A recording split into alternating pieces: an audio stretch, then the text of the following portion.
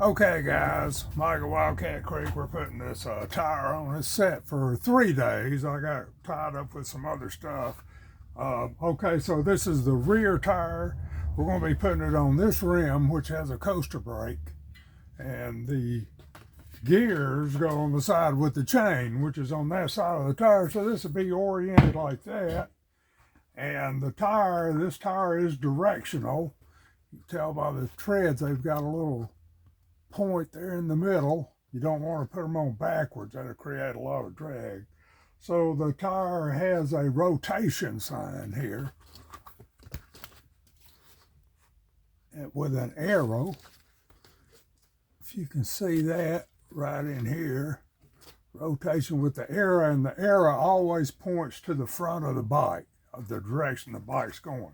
So I want to put the tire on like this. And we've got the stem hole here for the inner tube. And usually they put the brand name there, but I always put the inflation information there. So let me find that on here. It just makes it easy when you're pumping up your tires. I have a lot of different bikes and they take different specs on the inflation. So that's right there. So we go around, we're going to put this on.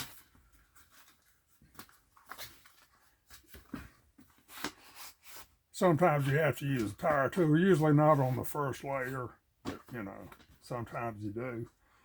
Now, I'm going to put the inner tube in there, which is kind of slack. You don't want it pumped all the way up. This is about right.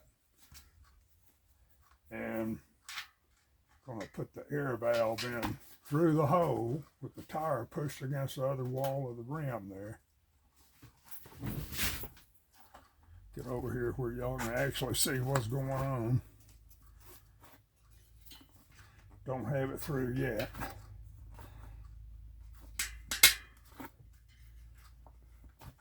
Okay. And you see the we've got the stem valve stem in there.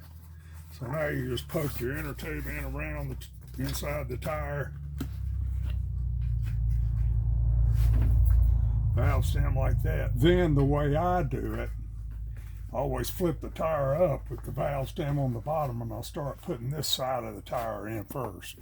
Sometimes you can do it with just with your hands. Sometimes you have to use one of the tire levers. But when you do it like this, it seems like the valve stem stays straight instead of wanting to turn. That's not good. So I've got it started. I'm up to here. And this was a pretty easy tire. It went on there. Like I say, sometimes you'll have to use a tire lever, like these tire levers. They help get the tire on there. Sometimes they're really tight. That one wasn't bad. So I'll put some air in here.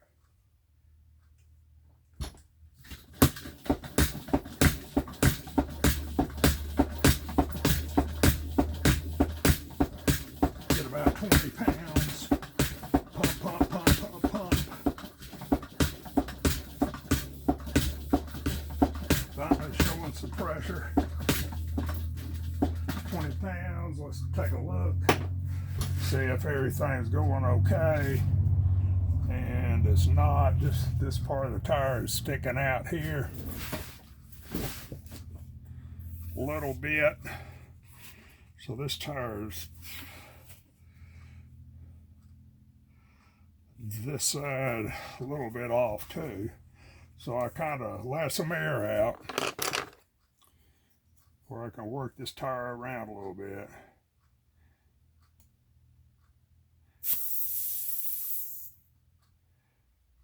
I'm using just anything, this dowel here will work, anything to push the stem in there.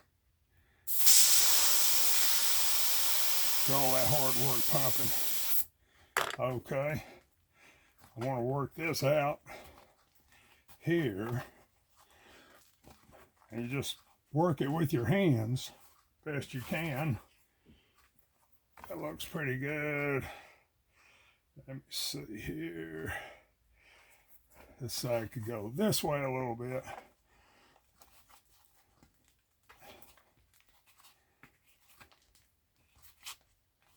Let me let some more air out.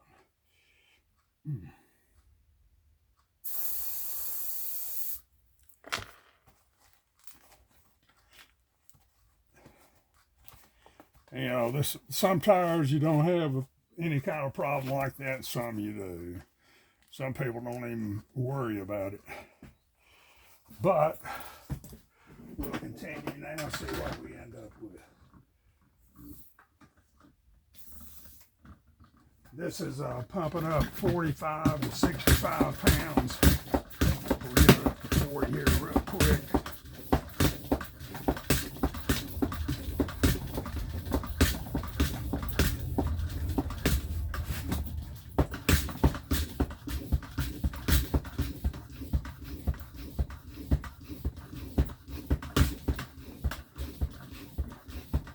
Got a gauge on the pump. So let me see, we're about 45 pounds. And that looks good. Looks good to me. So bounce it around. What can happen, your tube can, if you're not paying attention, can squirt out while you're pumping it up and it's loose. And the tube will blow up because it makes a bubble and there's no resistance from the walls of the tire. Anyway, that's how you put a bicycle tire on. And I'm out of here, guys. We'll see y'all later. Bye-bye.